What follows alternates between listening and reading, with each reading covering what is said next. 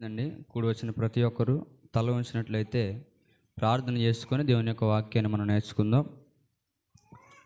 మహాపరిశుద్ధులను ప్రేమ నమ్మకము కలిగిన మా ప్రియ పరలోకపు తండ్రి, మీ ఘనమైన ఉన్నతమైన నామానికి స్తుతులు స్తోత్రాలు చెల్లించుకొనుచున్నాం. తండ్రి, మా నాయన, ఈరోజు తండ్రి ఇంత గొప్పదైన అవకాశాన్ని మాకు అనుగ్రహించి మీ పిల్లలకు తండ్రి వాక్యాన్ని బోధించడానికి ఈ విధంగా నిలవబెట్టుకున్నటువంటి విధానాన్ని బట్టి లెక్కలేని కృతజ్ఞతాసులు చెల్లించుకొనుచున్నాము. తండ్రి, చెప్పుచున్నటువంటి నేను తండ్రి నా సౌబుద్ధిని ఆధారము చేసుకొనక మీ యొక్క ఆత్మజ్ఞానముతో నింపి మీ బిడ్డలకు వాక్యాన్ని బోధించడానికి మీ సహాయం దయచేస్తారని త్వరలో మా కొరకు రానైనా మా ప్రభువును మీ ప్రియ కుమారుడైన యేసుక్రీస్తు ప్రభు వారి నామమున ఈ మనవులన్నీ కూడా అడిగి వేడుకొనుచు ప్రార్థిస్తున్నాము తండ్రి, ఆమేన్. మరి ఒకసారి వాక్యాన్ని వినడానికి చేరువచ్చినటువంటి విశ్వాసులందరికీ ప్రభు పేరట నా వందనాలు. ఈరోజు ఒక అమూల్యమైనటువంటి విషయాన్ని గూర్చి కొద్ది నిమిషాలు బైబిల్ గ్రంథం నుంచి ధ్యానిద్దాం.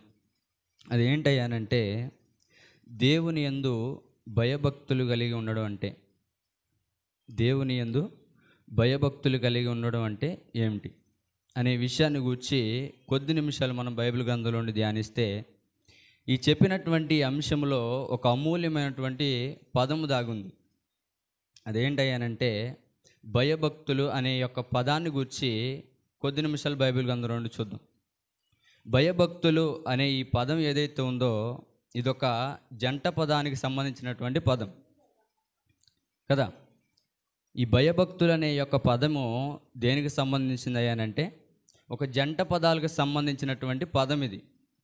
సహజంగా మనం జంట పదాలని ఎప్పుడెప్పుడు వాడుతూ ఉంటాం? మనం జీవించేటటువంటి సహజమైనటువంటి జీవితంలో జంట పదాలు అనేవి ఎన్నో మనం వాడుతూ ఉంటాం. వాటిలో కొన్ని ఏంటంటే, ఒకటి సుఖదుఖాలు, ఒకటి సుఖదుఖము, రెండు మంచి చెడు, మూడవది భయభక్తులు. మొదటి పదం ఏదైతే ఉందో సుఖదుఖము అని ఈ పదములో సుఖం ఎక్కడైతే ఉంటుందో అక్కడ దుఃఖం అనేది ఖచ్చితంగా మనకు కనబడుతుంది. దుఃఖం అనుభవించిన వాడే సుఖంలోనికి ఎంటర్ అవుతాడు కదా. దుఃఖం లేకుండా ఏ ఒక్కరు కూడా సుఖాన్ని అనుభవించే వారు ఎవరు కూడా మనకు కనబడలేదు. యోబు గారిని చూసారా? ఎంత దుఃఖాన్ని అనుభవించాడు ఆయన, ఎన్ని శ్రమలు పొందాడు. అన్ని శ్రమలు పొందినప్పటికీ కూడా మరలా ఆయన సుఖంలోనికి వెళ్ళాడా లేదా? పోయినటువంటి ఆ స్థితిని అంతటిని కూడా పొందుకున్నాడా? మరలా పొందుకున్నాడు. రెండవది మంచి చెడులు. మంచి ఉన్న చోట చెడు ఉంటుంది. అలాగే ఈ పదాలు ఏవైతే ఉన్నాయో ఇలాగే ఒక పదం మనకు కనబడుతుంది బైబిల్ గ్రంథంలో. అది ఏంటంటే భయభక్తులు అనే పదం మనకు కనబడుతుంది. దేవుని యందు భయభక్తులు. దేవుని యందు భయభక్తులు అంటే ఈ పదంలో ఒక రెండు పదాలు మనకు కనబడుతున్నాయి. ఒకటి భయం అనేది కనబడుతుంది, రెండవది భక్తి కనబడుతుంది. భయం ఎప్పుడైతే మనలో ఉంటుందో, దేవుని పట్ల మనం ఎప్పుడైతే భయాన్ని కనబరుస్తామో అప్పుడే మన జీవితంలో ఏం కనబడుతుంది? భక్తి కనబడుతుంది. దేవుని యందు మనం భయం లేకుండా భక్తి లేకుండా మనం జీవిస్తే మనం ఎప్పటికీ కూడా దేవునికి ప్రియమైన పిల్లలుగా మనం ఎప్పటికీ పిలువబడం. కాబట్టి గ్రంథం తెలియజేస్తుంది, సాధారణంగా మనిషి ఎప్పుడు భయపడతాడండి? ఈ పదములు మనం చూసుకుంటే మొట్టమొదటిగా భయాన్ని గూర్చి ఒక రెండు విషయాలు చూద్దాం బైబిల్ గ్రంథం నుంచి. మనిషి సాధారణంగా ఎప్పుడు భయపడతాడు చెప్పండి? ఎప్పుడు భయపడతాడు? ఏదన్నా తప్పు చేసినప్పుడు సహజంగా మనిషి అనేవాడు భయపడతాడు.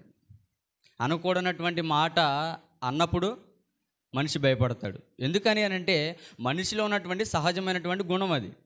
ఏదైనా తప్పు చేసినప్పుడు కానివ్వండి, అనకూడని మాట అన్నప్పుడు కానివ్వండి, ఏదైనా మనకు పాము అంటే భయం అనుకోండి, మన ఎదురుగా సడన్గా పాము వస్తే మనం ఏమవుతాం? భయపడతాం. ఎందుకని? మనిషికి ఉన్నటువంటి గుణం అది. ఎందుకనంటే మనం ఏదైనా తప్పు మాట్లాడినా, మనకి ఏదన్నా భయం అనుకున్నది మా వస్తువు కానీ ఏదన్నా ఆ జంతువు అయినప్పటికీ మన ముందు వచ్చినప్పుడు మనం ఖచ్చితంగా భయపడతాం. అలా మనిషి ఎప్పుడు భయపడతాడు అంటే ఏదైనా తప్పు చేసినప్పుడు కానివ్వండి, రెండవది మనకు భయం ఉన్నటువంటి జంతువు మన ముందుకు ఎదురొచ్చినప్పుడు మనిషి సహజంగా భయపడతాడు. ఆదిలో ఉన్నటువంటి మొట్టమొదటి మనిషి అయినటువంటి ఆదాము గారే భయపడ్డాడు కదా. ఎందుకు భయపడ్డాడు ఆయన? ఆదాము గారు ఎందుకు భయపడ్డాడంటే దేవుడు చేయొద్దని చెప్పినటువంటి ఆ పనిని చేశాడు కాబట్టి ఏమయ్యాడు అక్కడ? భయపడ్డాడు. సాధారణంగా మనిషి భయపడడం అనేది అది సహజమైనటువంటి మనిషికి ఉన్నటువంటి అదొక లక్షణం. కాబట్టి మరి దేవుని యందు భయభక్తులు కలిగి ఉండమంటున్నాడు. మరి మనం దేవుని యందు భయాన్ని ఎలా కనబరచాలో, భక్తిని ఎలా కనబరచాలో కొన్ని విషయాలు బైబిల్ గ్రంథం నుండి మనం చూడగలిగితే, కీర్తనల గ్రంథం 4వ అధ్యాయం 4వ కీర్తన 4వ వచనం, భయము నుండి పాపము చేయకుడి. చాలండి. ఈ విషయంలో మనకు కనబడుతుంది ఏంటంటే, భయము నుండి పాపం చేయొద్దు. ఏం చెబుతున్నాడు ఇక్కడ మనకి కీర్తనకారుడు అని అంటే, భయం ఉండాలంట ముందు మనిషిలో. ఉందా భయం మనకు? చూడండి, సమాజంలో తల్లిదండ్రుల పట్ల పిల్లలకు భయం ఉందా? ఉందా? తల్లిదండ్రుల పట్ల పిల్లలకు భయం కనబడుతుంది మనకి? కనబడట్లేదు. తల్లిదండ్రుల పట్ల పిల్లలకు భయం కనబడట్లేదు. ఒక యజమానుడి పట్ల పనివానికి భయం కనబడట్లా. ఒక యజమానుడి పట్ల పని మనిషి లోబడట్లేదు. మనం ఒకరి దగ్గర పని చేస్తున్నామంటే మనం ఎవరికి లోబడి ఉండాలి? ఆ యజమానుడికి లోబడి ఉండాలి. ఎందుకని?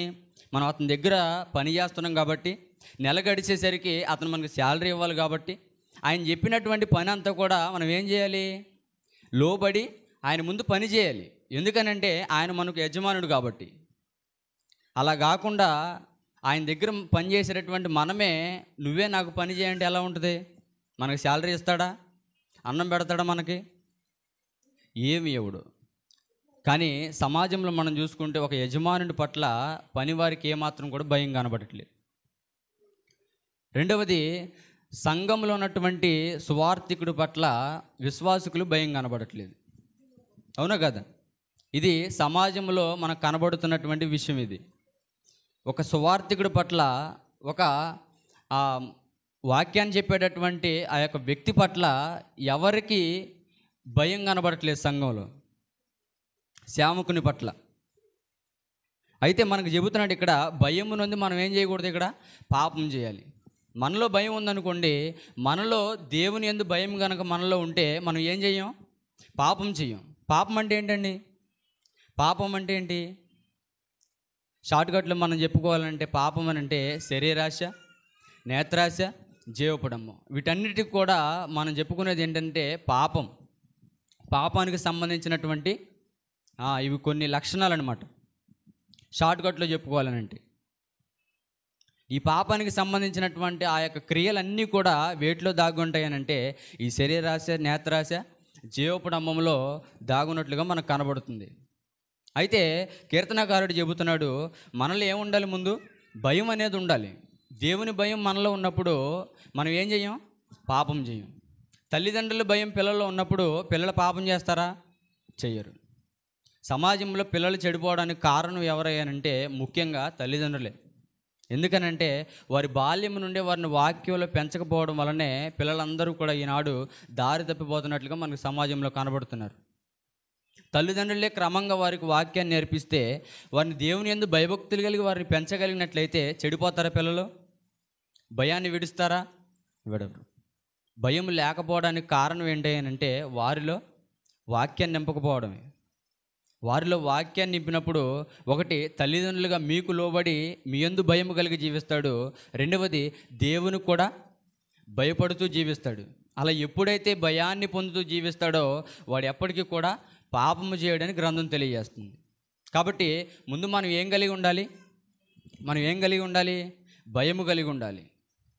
అలా భయము కలిగి ఉన్నప్పుడు పాపం చేయడానికి మనం ఏమవుతాం? భయపడతాం. ఇంకొక విషయాన్ని చూద్దాం.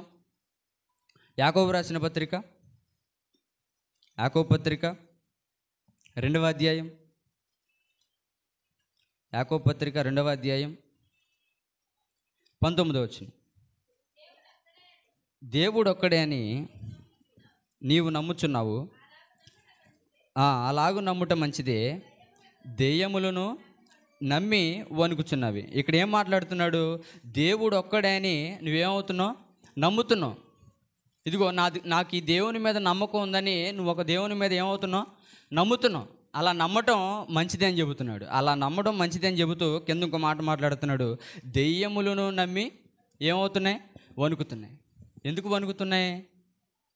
ఎందుకు వణుకుతున్నాయి దెయ్యాలు కూడా నమ్మి అంటే దేవునికి ఏమవుతున్నాయి? ఇవి భయపడుతున్నాయి. అలా భయపడుతున్నాయి కాబట్టి దేవునికి ఏమవుతున్నాయి? వణుకుతున్నాయి. కానీ మనుషులకు భయం ఉంది ఈనాటి సమాజంలో. మనిషికి దేవుడు అంటే భయం ఉందా? తల్లిదండ్రులు అంటేనే భయం ఉండట్లేదు. ఒక యజమానుడు అంటేనే భయం ఉండట్లేదు. సంఘములో సువార్థికుడు అంటేనే విశ్వాసికులకు భయం లేనప్పుడు దేవుడు అంటే ఎలా భయం ఉంటుంది చెప్పండి? కానీ ఇక్కడ మనుషులు కూడా దేవుడు ఒక్కడే నమ్ముతున్నారు, కానీ దెయ్యాలు కూడా నమ్ముతున్నాయి. కానీ మరి దెయ్యాలు దేవుని చూసి ఎందుకు వణుకుతున్నాయి అంటే వాటికి ఏముంది? భయం ఉంది. ఎవరి పట్ల? దేవుని పట్ల. చూడండి, అవి కనపడనటువంటి దెయ్యాలు, మరి మనం ఎవరు? కనిపించే దెయ్యాలు. అవి కనపడకపోయినా దేవుని చూసి ఏమవుతున్నాయి? భయపడుతున్నాయి. కానీ కనిపించేటటువంటి మనం ఏమవుతున్నామని అంటే భయపడట్లేదు.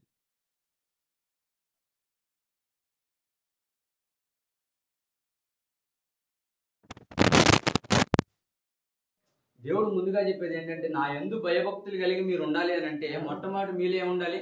దేవుని యందు భయం ఉండాలి. అలా భయం మీలో ఉన్నప్పుడు దేవుని మీద భక్తి కూడా మీకు ఆటోమేటిక్గా వచ్చేస్తుంది. కాబట్టి మొట్టమొదటిగా మనం ఏం కలిగి ఉండాలి? భయం కలిగి ఉండాలి. ఇక్కడ మనుషుల్లో భయం కనపడట్లేదు, మరి వేటిలో కనపడుతుంది భయం? దెయ్యాల్లో కనపడుతుంది. మరి మనం దెయ్యాలమా మనుషులమా? మనం దెయ్యాలమా మనుషులమా? మనుషులైతే దేవునికి భయపడతారు, దెయ్యాలైనా భయపడుతున్నాయి. కానీ మనం ఏమవట్లేదు? భయపడట్లేదు. మనం మనుషులమే అయితే నిజంగా మనిషి పుడితే ఖచ్చితంగా దేవునికి మనం ఏమవుతాం? భయపడతాం. కాబట్టి దేవుని యందు భయభక్తులు కలిగి మనం ఉండాలి అని అంటే మొట్టమొదటిగా మనం ఏముండాలి? మనలో ఏముండాలి? దేవుని యందు భయం ఉండాలి. అలా భయం ఉన్నప్పుడు పాపం చేయడానికి మనం ఏమవుతాం? భయపడతాం. ఇంకొకటి, భక్తిని కూర్చున్నటువంటి ఒక 2 విషయాలు మనం చూద్దాం. యాకోబు పత్రిక, ఇదే యాకోబు పత్రిక 1వ అధ్యాయం 27వ వచనం. తండ్రి అయిన దేవుని ఎదుట పవిత్రమును నిష్కళంకమునైన భక్తి ఏదనగా దిక్కులేని పిల్లలను విధవరాండ్రను వారి ఇబ్బందులలో పరామర్శించుటయు ఇహలోక మాలిన్యమును తనకంటకుండా తన్ను తాను కాపాడుకొనుటే కదా. భక్తి అంటే ఏంటో చెబుతున్నాడు ఇక్కడ. భక్తి అంటే ఏంటి? భక్తి అంటే ఏంటంటే తండ్రి అయిన దేవుని ఎదుట. చూడండి, భక్తి కూడా దేవుని ఎదుట భక్తి ఉంటుందా? మనుషుల ఎదుట కూడా భక్తి ఉంటుందా? ఇటు భక్తుల్లో కూడా 2 రకాల భక్తులు కనబడుతున్నాయి మనకి. మనకు కనబడే భక్తులు ఎలా ఉంటారంటే, సరే, మనుషుల ముందు కనబడే భక్తి ఎలా ఉంటుంది చెప్పనా? మనుషుల ముందు కనబడే భక్తి నిన్నటిదాకా లోకంలో తిరిగి నిన్నటిదాకా శరీర సంబంధమైనటువంటి క్రియలు చేసినటువంటి వాడు ఈ రోజు వచ్చేసరికి వైట్ అండ్ వైట్ వేసుకొని సంఘంలోకి వస్తే మనుషులు ఏమంటారు తెలుసా? ఏమంటారు? బయలుదేరాడు విశ్వాసుడు అంటారు. ఎందుకని? ఇది మనుషుల ముందు కనబడుతున్న భక్తి. మన వస్త్రాలు మార్చుకుంటే మనుషులు భక్తి అంటున్నారు. నిన్నటిదాకా లోకంలో తిరిగి ఈ రోజు వచ్చేసి ప్రార్థన చేస్తే ఏమంటుంది సమాజం? అంటే భక్తి అంటుంది. కానీ దేవుడు చెప్పేటటువంటి భక్తి ఎలా ఉందో తెలుసా? దేవుడు చెప్పే భక్తి ఎలా ఉందంటే చదవండి 27వ వచనం. తండ్రి అయిన దేవుని ఎదుట పవిత్రము నిష్కళంకమునైన భక్తి ఏదంటది? దిక్కులేని పిల్లలను ఆదుకోవడం, విధవరాండ్రను వారి ఇబ్బందులలో పరామర్శించడం. దిక్కులేని పిల్లలను మనం ఆదరిస్తున్నామా చెప్పండి? కొంతమంది తినడానికి తిండి లేక కొంతమంది మన ఇళ్ళ ముందుకు వచ్చి షెడ్లు వేసుకుంటారు తెలుసా? డేరాలు కప్పుకుంటూ ఉంటారు. వారు ఉదయాన్నే లేచి మన దగ్గరకు వస్తారు. ఎందుకు వస్తారు అంటే వారి కడుపు నింపుకోవడానికి, మన దగ్గర నుండి పొందుకోవడానికి వారు వస్తూ ఉంటారు. అన్నం అడుక్కుంటూ వస్తూ ఉంటారు. కానీ మనం అన్నం వండినప్పటికీ కూడా మనం ఏమని చెప్తాం? లేదని చెప్తాం. ఎందుకని? మనలో భక్తి ఉన్నప్పుడు, మనలో దేవుని యందు భయం ఉన్నప్పుడు మనం ఎవరిని ఆదరిస్తామని చెప్తుంది గ్రంథం? దిక్కులేని పిల్లల్ని ఆదరిస్తాం. మరి మనం దిక్కులేని పిల్లల్ని ఆదరించలేనప్పుడు, వారికి సహాయం చేయలేనప్పుడు మనం దేవుని యందు భక్తి ఎలా కలిగి ఉంటాం చెప్పండి? వారి ఇబ్బందుల్లో మనం పరామర్శించలేనప్పుడు, మనకు తోచింది మనం వారికి ఇవ్వలేనప్పుడు, మరి మన దేవుని యందు భక్తి కలిగి మనం ఉన్నామని చెప్పుకుంటే ఆ దేవుని ముందు ఎంతగా కరెక్ట్ చెప్పండి? దేవుని యందు భయము కలిగి ఉన్నాం, భక్తి కలిగి ఉన్నాం అంటే సరిపోదు. మరి దేవుడు ఏదైతే గ్రంథంలో చెప్పాడో వాటిని అనుగుణంగా మనం ఏం చేయాలి? నడుచుకోవాలి. మన భక్తి ఎలా ఉండాలంట? దిక్కులేని పిల్లల్ని ఆదరించాలి. రెండవది, విధవరాండ్రను పరామర్శించాలి వారి ఇబ్బందులు. విధవరాండ్ర అంటే ఎవరండి? విధవరాండ్రు అంటే ఎవరు? భర్త చనిపోయిన వారిని ఏమంటాం మనం? విధవరాండ్రు అంటాం. మనం ఎటన్నా రెడీ అయ్యి ఊరికి వెళ్ళే ముందు భర్త చనిపోయినటువంటి స్త్రీ మనకు ముందు వస్తే ఏమంటారు పెద్దలు? అయ్యా ఆమె ఎదురు వస్తుంది, ఒక 5 నిమిషాలు ఆగి వెళ్ళమంటారు. ఎందుకంటారు? ఆమె వస్తే కీడా? ఆమె మనలాంటి మనిషే కదా. కాకపోతే ఆమె భర్తను కోల్పోయింది, నువ్వేం కోల్పోలేదు, భర్తను కోల్పోలేదు. కానీ దేవుడు ఏం చెబుతున్నాడు? విధవరాండ్రులను ఏం చేయాలి? పరామర్శించాలి, వారిని పలకరించాలి, వారితో మాట్లాడాలని చెబుతున్నారు. కానీ విధవరాండ్రులు మన ముందుకు వస్తే మనం ఏం చేస్తున్నాం? వారిని చేదరిస్తున్నాం, వారి పక్క నుండి వెళ్ళిపోతాం. దేవుడు చెప్పినటువంటి భక్తి అది కాదు. దేవుడు చెప్పినటువంటి భక్తి ఏంటి? దిక్కులేని పిల్లల్ని ఆదరించాలి, విధవరాండ్రులను పరామర్శించాలి. ఇంకొక విషయాన్ని చూసి ముగించుకుందాం. ప్రసంగి గ్రంథం 8వ అధ్యాయం 11వ వచనం. దుష్క్రియకు తగిన శిక్ష శీఘ్రముగా కలగబోవుట చూచి మనుషులు భయము విడిచి హృదయపూర్వకముగా దుష్క్రియలు చేయుదురు. చూడండి, భక్తిలో ఉన్నామని చెబుతూ, దేవుని యందు భయము కలిగి ఉన్నామని చెబుతూ, క్రైస్తవులుగా పిలువబడుతున్నామని చెప్పుకుంటున్నటువంటి వారు ఎవరైతే ఉన్నారో వారి గురించి చెబుతున్నాడు ఇక్కడ. చూడండి, దుష్క్రియకు తగినటువంటి శిక్ష శీఘ్రముగా కలగబోవుట చూసి. దుష్క్రియలు అంటే చెడ్డ పనులు, శరీరాశి కానీ, నేత్రాశి కానీ, జీవపటమం కానీ, ఇవేవైతే ఉన్నాయో ఇవన్నీ కూడా దుష్క్రియకు సంబంధించినటువంటి క్రియలు. దానికి తగినటువంటి శిక్ష శీఘ్రముగా, అంటే చేసినటువంటి చెడు పనులు ఏవైతే ఉన్నాయో వాటికి వెంటనే శిక్ష కలగబోవడం చూసి మనుషులు ఏం చేస్తున్నారంట? భయాన్ని విడిచేసి మరలా వాటి వైపే మళ్ళుతున్నారంట. చూడండి, మనకు తప్పు చేసిన వెంటనే శిక్ష మనకు పడితే మరలా తప్పు చేస్తాం. మనం అబద్ధం ఆడిన వెంటనే మన నోరు పడిపోయింది అనుకోండి, మరలా అబద్ధం ఆడతామా? నోరు పడితే అబద్ధం ఎలా ఆడతామండి అంటారా? మీకు నోరు పడిపోయింది అనుకోండి, పక్కన ఉండి మిమ్మల్ని చూసినటువంటి వారు మరలా అబద్ధం ఆడతారా? ఆడరు. ఎందుకని అంటే మనం అబద్ధం ఆడిన వెంటనే మనకేమవుతుంది? అక్కడ శిక్ష పడుతుంది కాబట్టి వాటి నుండి మనం ఏమవుతున్నాం? తొలగిపోతున్నాం. ఇంకా అబద్ధం ఆడితే మన నోరు పడిపోద్ది కాబట్టి అని చెప్పేసి మనం ఏమవుతున్నాం? అబద్ధం నుంచి పారిపోతున్నాం. అలా అబద్ధం ఆడిన వెంటనే మనకు శిక్ష పడట్లేదు కాబట్టి మనుషులు ఏమవుతున్నారు? భయాన్ని విడిచేసి మరలా అబద్ధాలను ఆడటానికి వెతుక్కుంటున్నారు. కానీ దేవుడు చెబుతున్నాడు, మీరు ఎంత భక్తిలో ఉన్నా, ఎంతగా దేవుని యందు భయభక్తులు కలిగి ఉన్నా, మీరు దుష్క్రియలు చేస్తూ దేవుణ్ణి మరిచిపోతే ఆ దుష్క్రియకు తగినటువంటి శిక్ష వెంటనే కలుగుబోడు చూసి వారు ఏం చేస్తారో చెప్పనా? మరలా దేవుడు శిక్షను ఇవ్వట్లేదు కాబట్టి మరలా ఏం చేస్తున్నారు? ఆ భయాన్ని విడిచిపెట్టేసి మరలా ఆ పాపాన్ని చేయడానికి ఇష్టపడుతున్నారు. 12వ వచనం చదవండి. చాలండి, 11వ వచనం వరకు చాలు. దేవుడు చెబుతున్నాడు, చూడండి, భక్తిలో ఉన్నటువంటి మనము పాపాలు చేస్తూ దేవుడు మనకు వెంటనే శిక్ష ఇవ్వట్లేదని మరలా పాపాలు చేసుకుంటూ పోతే మనకు ఒకానొక దినం ఉంది. అదే దినం? తీర్పు దినం ఉంది మనకు.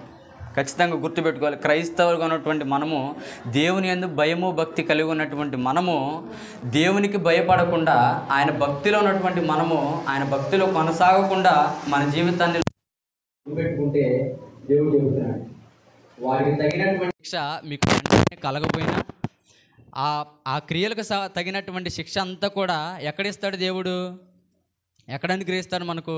అంటే న్యాయపీఠం ముందు మనకు తెర వేసినట్టుగా కట్టి మనకు చూపిస్తాడు.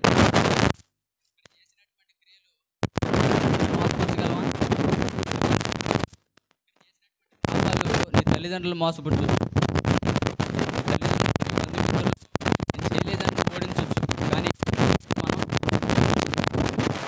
దేవుడు పాపాలన్నీ కూడా వేసి చూపిస్తాడు. కాబట్టి పాపము చేస్తున్నటువంటి మనము ఎప్పటికైనా మారి దేవుని వైపు తిరిగితే దేవుడు ఖచ్చితంగా మనల్ని ఏం చేస్తాడు? క్షమిస్తాడు. దేవుని యందు భయభక్తులు కలిగి కొంతమంది గ్రంథంలో లిఖించబడ్డారు, తెలుసా? దేవుని యందు భయభక్తులు కలిగిన వారు పితరుల యుగంలో కొంతమంది ఉన్నారు, ధర్మశాస్త్ర యుగంలో కొంతమంది ఉన్నారు, ఇంకా మూడవది క్రీస్తు యుగంలో కూడా ఉన్నారు కదా. పితరుల యుగంలో దేవుని యందు భయభక్తులు కలిగిన వారు కొంతమంది ఉన్నారు. వారి పేర్లు చెప్పండి మీకు తెలిసినటువంటి. పితరుల యుగంలో దేవుని యందు భయభక్తులు కలిగినటువంటి వారు ఎవరు? అబ్రహాము గారు ఉన్నారు, నోవాహు గారు ఉన్నారు, ఇస్సాకు గారు, యాకోబు గారు. వీరందరూ కూడా పితరుల యుగానికి సంబంధించినటువంటి వారు. ఎలా అంటే దేవుని యందు భయభక్తులు కలిగి. ఇంకా చాలామంది ఉన్నారు. మోషే గారు ఉన్నారు. ఏంటంటే మోషే గారు కూడా పితరుల యుగానికి సంబంధించిన వాడేనా అని అంటే పితరుల యుగానికి కూడా సంబంధించిన వాడే. ధర్మశాస్త్రం ఎప్పుడు వచ్చింది అంటే మోషే గారు వచ్చిన తర్వాత వచ్చింది. ఆయన పుట్టినప్పుడు ఏ యుగంలో ఉన్నాడు ఆయన అంటే పితరుల యుగంలోనే ఉన్నాడు. ఆయన పుట్టి ఇస్రాయేల్ని నడిపించుకుంటూ వెళ్ళేటప్పుడు ఆయనకి ఎక్కడొచ్చింది ధర్మశాస్త్రం అంటే కొండ మీదకి వెళ్ళి తీసుకొచ్చాడు ఆయన కదా. ధర్మశాస్త్రం అప్పుడు వచ్చింది. అంటే ఈయన పితరుల యుగానికి సంబంధించిన వాడు. రెండవది ధర్మశాస్త్ర యుగానికి కూడా సంబంధించినటువంటి వ్యక్తి. మరి ధర్మశాస్త్ర యుగంలో దేవుని యందు భయభక్తులు కలిగిన వారు ఎవరున్నారు చెప్పండి? మీకు తెలిసిన వారు ఎవరున్నారు? యెహోషువ, కాలేబు, దావీదు, సమూయేలు, దానియేలు, ఇర్మియా గారు, ఇలా షడ్రకు, మెషెక్కు, అబేద్నెగోలు, ఇలా ఎంతోమంది ఉన్నారు కదా. ధర్మశాస్త్రంలో దేవుని యందు భయభక్తులు కలిగిన వారు ఇంకా చాలామంది మనకు కనబడతారు. వీరిలో కొంతమందిని నేను లిస్ట్ అవుట్ చేసుకున్నాను కాబట్టి కొంతమందిని మీకు చెప్పాను. పితరుల యుగంలో దేవుని యందు భయభక్తులు కలిగిన వారు మనకు కనబడుతున్నారు. ధర్మశాస్త్ర యుగంలో కనబడుతున్నారు. మరి క్రీస్తు యుగంలో ఎవరున్నారు? ముఖ్యంగా మనం చెప్పుకోవాలంటే 12 మంది అపోస్తులు కనబడుతున్నారు మనకి, దేవుని యందు భయభక్తులు కలిగిన వారు. ఇంతమంది మనకు కనబడుతున్నప్పుడు మరి మనం దేవుని యందు ఎందుకు భయభక్తులు కలిగి ఉండట్లేదని అంటే మనలో ఏం లేదు, దేవుని యందు భయం లేదు. మొట్టమొదట నువ్వు దేవుని యందు భక్తి కలిగి జీవించాలంటే నీలో భయం ఉండాలి. అలా భయం లేకుండా నువ్వు జీవిస్తున్నావనంటే నువ్వు దేవుని యందు భయం లేకుండా జీవిస్తే నువ్వు భయభక్తులు కలిగి ఎప్పటికీ కూడా దేవుణ్ణి ఆరాధించలేవు. కాబట్టి ఎంతమంది దేవుని యందు భయభక్తులు కలిగి మనకి గ్రంథంలో కనబడుతున్నారు. వీళ్ళలో ఒక్కరినైనా మనం ఆదర్శంగా తీసుకొని దేవుని యందు భయభక్తులు కలిగి మనం జీవిస్తే మన జీవితం ఎంతో బాగుంటుంది. అలా ఎప్పటికీ కూడా మనం మారకుండా దేవుని యందు భయభక్తులు కలిగి జీవించకుండా ఇంతమందిని చూసినా మనకు బుద్ధి కలగట్లేదు అని అంటే మనలో దేవుని భయం లేదని మనం అర్థం చేసుకోవాలి. మనలో ఏం గూడు కట్టుకొని ఉంది అంటే పాపము గూడు కట్టుకొని నివాసం చేస్తుంది మనలో. కాబట్టి దేవునికి భయపడనివ్వట్లేదు, ఆయన భక్తికి మనం లోబడనివ్వట్లేదు. ఆ పాపాన్ని ఎప్పుడైతే మనం మన హృదయంలో ఉండి తీసేస్తామో అప్పుడే దేవునికి మనం భయపడతాం, ఆయన భక్తిలో మనం ముందుకు కొనసాగుతాం. కాబట్టి సంఘముగా ఈ వాక్యాన్ని విన్న ప్రతి ఒక్కరూ కూడా దేవుని యందు భయభక్తులు కలిగి ఆయన యొక్క వాక్య ప్రకారము నడుచుకోవాలని సంఘంగా మీ అందరికీ హెచ్చరిస్తూ నన్ను నేను హెచ్చరించుకుంటూ నా మాటలు ముగిస్తున్నాను. అందరికీ వందనాలు.